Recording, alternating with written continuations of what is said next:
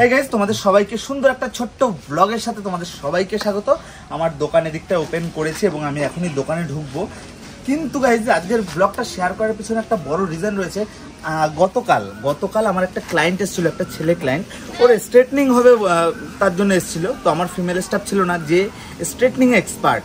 তো তখন যাই হোক, আমার অন্যান্য স্টাফরা ওরা যখন স্ট্রেটনিং ধরলো, ওদের আমি লক্ষ্য করলাম ওদের হাত কাঁপছে, ওরা সঠিকভাবে স্ট্রেটনার টানতে পারছে না। দেন আমাকে ডাকলো এবং কালকের কোনোরকমভাবে আমি কাস্টমারকে রেডি করে, আমি যেহেতু ব্যস্ত মানুষ তোমরা জানো, সেক্ষেত্রে আমি কোনোরকমভাবে আমার কাস্টমারকে আমি রেডি করে বাড়ি পাঠিয়ে দিয়েছি। কিন্তু আজকে সকালবেলা থেকে আমি প্রচণ্ড রেগেছিলাম, বিশেষ করে আমার স্টাফদের উপরে।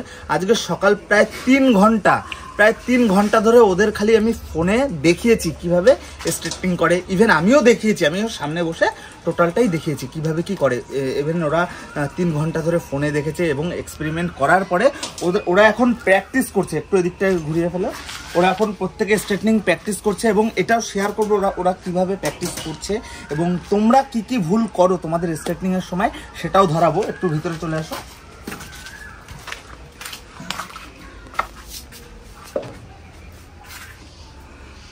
এখন অনেকটা ইজি হয়ে গেছে। প্রথমবার একটু আমার হাতে দিয়ে দাও। আগামীকাল যে ভুলটা ওদের হচ্ছিল, ওরা স্ট্রেটনিং স্ট্রেটনার ঠিকভাবে ধরতে পারছিল না। কিভাবে ধরবে এইমটা বুঝতে পারছিল না। প্রথমত তোমরা একটু দেখে নাও, আমি একটু দেখিয়ে দিই কিভাবে স্ট্রেটনার ধরতে হয়। সাধারণত এই হাতের কবজির মাঝখানে এটা ধরবে, জাস্ট দুটো আঙুল এই দু জায়গা প্রেসারে রাখবে। ভালো করে একটু দেখে নাও গাইজ, জাস্ট এই দুটো আঙুল দিয়ে এরকম প্রেসার। এবং কিভাবে করতে হয় আমি একটু দেখিয়ে দিই, তোমরা একটু একবার ভালো করে মন দিয়ে দেখে নাও। তো গাইজ দেখছো, প্রথমত এরকম রো বের করে নিতে লাগবে, এরকম চুলের টোটাল একটা গোছা বের করে নিতে হবে। নেক্সট জাস্ট এরকম চিরুনি আমি ধরবো, চিরুনির সাথে সাথে আমার স্ট্রেটনার পড়বে এবং স্ট্রেটনার কিন্তু আমি থাম্ব এবং ফিঙ্গার দিয়ে আমি জাস্ট প্রেস করে ধরে রাখবো এবং ধীরে ধীরে আমি চিরুনিও টানবো এবং ধীরে ধীরে কিন্তু আমি স্ট্রেটনারটাও নিচের দিকে টানবো। ভালো করে দেখছো, ইভেন আমি কিন্তু স্ট্রেটনার ছাড়ছি না, তার মধ্যে আমার আবার চিরুনিটা এখানটায় চলে আসবে যাতে চুলটা না পড়ে যায়। নেক্সট আবার দেখে নাও আমি কিভাবে টানছি এবং এটাকেই কন্টিনিউ করতে করতে তোমরাও প্রফেশনাল হয়ে যাবে, ইভেন আমার স্টাফরাও প্রফেশনাল হয়ে যাবে, এটুকু আমার দৃঢ় বিশ্বাস। তা বাদ দিয়ে গাইস, যখন অনেক সময় কি হয় একটু বলে দিই, যখন তোমরা কন্টিনিউ এরকম করছো, কিছু চুল এরকম পড়ে যায়, সেক্ষেত্রে কিভাবে তুলবে। আর চিরুনি ইউজ করবে এরকম চিরুনি যেটার পিছনটা সরু। নেক্সট ভালো করে দেখে নাও কিভাবে আমি কাজ করছি। নেক্সট ভালো করে দেখে নাও গাইজ কিভাবে আমি কাজ করছি। চিরুনি এক সময় এক রকম ভাবে ধরতে হবে। বাই চান্সলি ধরো পড়ে গেল কিছু চুল, আশা করি দেখা যাচ্ছে, সেক্ষেত্রে আমি কাজ করছি। আশা করি গাইজ তোমাদের বোঝাতে পারলাম। এবং এটাকে ধীরে ধীরে করে সুন্দরভাবে তোমাদের কিন্তু করতে হবে। করো। গরম লাগলো না? যাই হোক গাইজ, এটা একটু গরম রয়েছে যেহেতু স্ট্রেটনার করছে এবং ওর স্কিনের উপর পড়লে বলে হালকা একটু গরম লাগলো। যাই হোক, ধীরে ধীরে করে করো। এটা নিয়ে নাও। এবং গাইজ, তোমাদের মধ্যে একজন আমাকে প্রশ্ন করেছিল, দাদা স্ট্রেটনিং করার সময় তোমরা আগে শ্যাম্পু দাও না পরে শ্যাম্পু দাও? প্রথমত আমি একটা কথা বলে রাখি, স্ট্রেটনিং শুরু করার আগে তুমি স্ট্রেটনিং যে টোটাল প্রসেস ক্রিম লাগানো, সেটা শুরু করার আগে তোমার কিন্তু প্রথমে একবার শ্যাম্পু করে নিতে হবে। তবে ভুল করেও কোনো রকম কন্ডিশনিং করবে না বা কন্ডিশনার করবে না। দেন তোমাদের যখন শ্যাম্পু ওয়াশ হয়ে গেল, চুলটাকে পুরো ভালো করে 100% শুকাবে।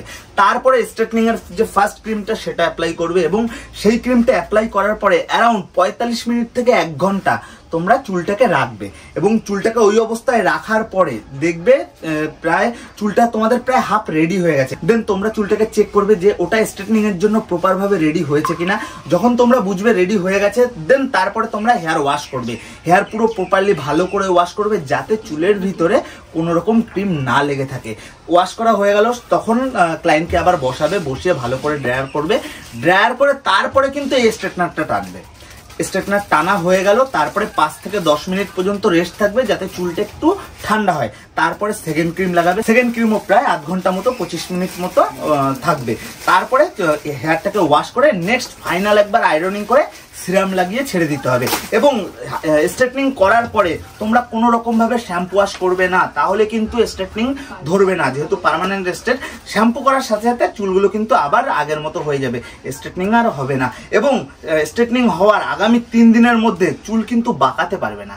লং হেয়ারের ক্ষেত্রে বলছি, শর্ট হেয়ারদের ক্ষেত্রেও বলছি, চুল স্ট্রেটনিং করার পরে কোনো রকম টুপি পরতে পারবে না এবং বাকন যাতে ধরে এরকম কোনো কিছু করা যাবে না। এবং 3 দিনের মধ্যে কোনো রকম সাবান, তেল, শ্যাম্পু, কন্ডিশনার কোনো কিছু করা যাবে না। ইভেন তোমাদের বিশেষ করে মেয়েদের ক্ষেত্রে লক্ষ্য রাখতে হবে, মেয়েদের এরকম কানের পিছন থেকে চুল পড়ে, কানের পিছনেও এমনকি চুল নেওয়া যাবে না, তাহলে প্রথম অবস্থায় জায়গাটা কাঁচা বা নরম থাকে। তার জন্য কি হবে, প্রথম অবস্থায় যে কানের পিছন থেকে ভাঁজ নেবে ওই ভাঁজটা কিন্তু ধরে নেবে। সুতরাং তোমাদের একটু কেয়ারফুল ভাবে করতে লাগবে। তাছাড়া গাইজ আমাদের এই চ্যানেলের টিউটোরিয়াল, এটা যেহেতু আমার টিউটোরিয়াল চ্যানেল, কিভাবে আমি প্রত্যেকটা প্রসেস করি, সেলুনের প্রসেস প্রত্যেকটা কিন্তু আমি হাতে ধরিয়ে শিখাই। ইভেন এই চ্যানেলের নিচে কিন্তু আমার স্ট্রেটনিং এর ফুল প্রসেস শেখানো আছে, স্টেপ বাই স্টেপ, এবং হাতে ধরিয়ে শেখানো আছে। যাই হোক, তোমরা যদি ওইসব ভিডিও না দেখে থাকো অবশ্যই ওইসব ভিডিওগুলো দেখো, তোমরা অনেক কিছু শিখতে পারবে। তো গাইস যাই হোক, এই ছিল আজকের ভিডিও। আশা করি তোমাদের পছন্দ হয়েছে, ভালো লেগেছে এবং কিছু নতুন শিখেছো। এবং ভিডিওটা ভালো লাগলে অবশ্যই লাইক, কমেন্ট, শেয়ার করো।